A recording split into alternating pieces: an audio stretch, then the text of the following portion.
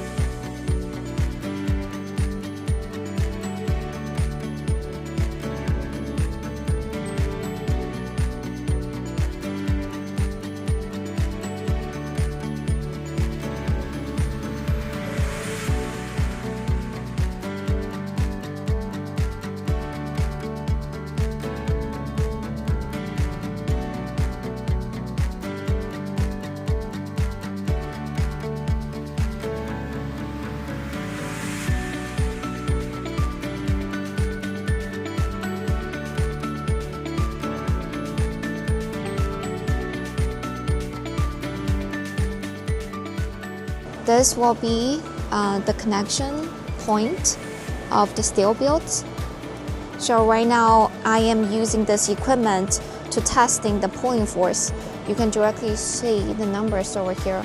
Right now there's right now there's a 0 Newton. So yes, you can start. 开始吧。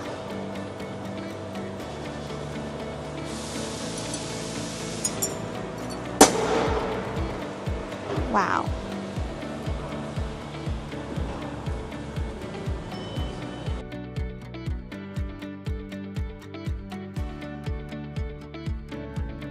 Some customers ask, why don't we compress the module first, measure the final lengths, and then manufacture the steel band accordingly? Technically, this is possible. However, implementing this process requires much more than simply adding one welding stations. The production line will need real-time module dimension measurement, data transmission to the steel band manufacturing station, automatic punching and rejection formatting, automatic bending equipment, resistance welding equipment, continued tooling adjustment.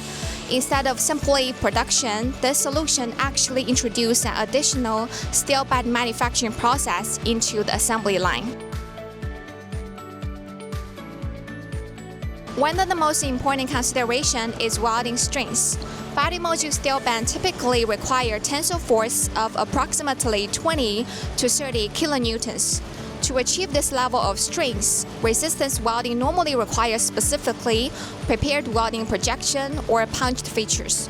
Without these features, simply increasing welding power cannot provide sufficient welding penetration or mechanical strength. So as a result, the weld quality and the long-term reliability may not meet for the production requirements.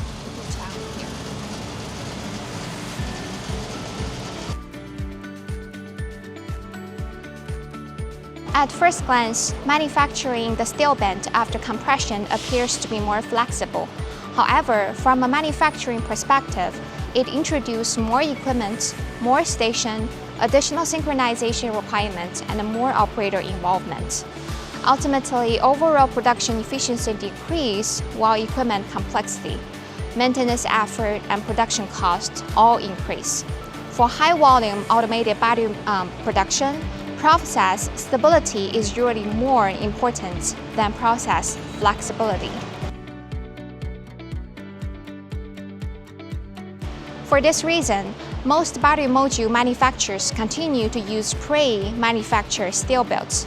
This approach provides stable product quality, high welding consistency, proven manufacturing technology, higher production efficiency, easier maintenance, and the last one, better long-term reliability. Although different process concepts exist, The most suitable solution should always be selected based on product requirements, production volume, and the long-term manufacturer stability. We hope this video helps you better understanding the engineering consideration behind battery module steel band manufacturing. If you have any questions about the battery module assembly, laser welding, or pack production line, please leave a comment down below. And don't forget to like this video and subscribe to our channel for more battery manufacturing insights. Thank you for watching, and I will see you in next episode. Bye!